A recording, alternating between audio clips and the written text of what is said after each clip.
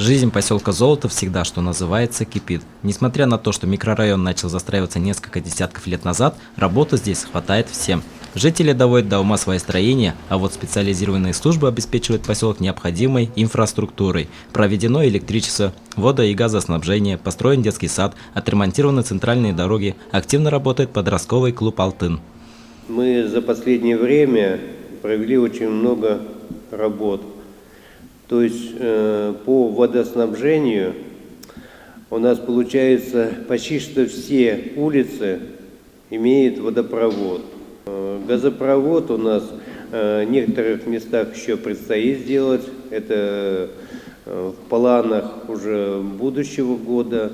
Остается там несколько улиц провести газоснабжение. Электроснабжение у нас поселка очень хорошее, я считаю, потому что у нас в последнее время заменили очень много подстанций на новые. То есть у нас очень стабильное напряжение. У нас вот сейчас садик работает, рассчитан на 115 мест, уже полностью заполняется. Жизнь в поселке кипит, у нас уже открыты универсамы, и почта открылась, так что жизнь потихоньку налаживается. Но без проблем не бывает нигде. Золотарцы недовольны безопасностью дорожного движения. Многие водители не соблюдают скоростной режим, не уступают дорогу пешеходам в специально обозначенных местах, и даже созданная искусственная неровность уже потеряла свои свойства. Водители буквальным образом пролетают ее, не сбавляя скорость. Потому и просят сотрудников госавтоинспекции обратить внимание на сложившуюся ситуацию.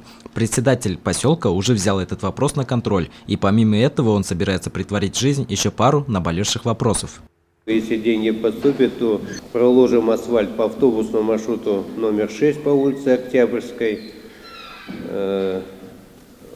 улицы вот Айсувака, потом Карагайлы, они отремонтированы, то есть заменено полностью асфальтовое покрытие. У нас план, конечно, полностью поселок отсыпать, со временем заасфальтировать его, чтобы у нас меньше, как говорится, грязи было, и люди ходили в чистоте.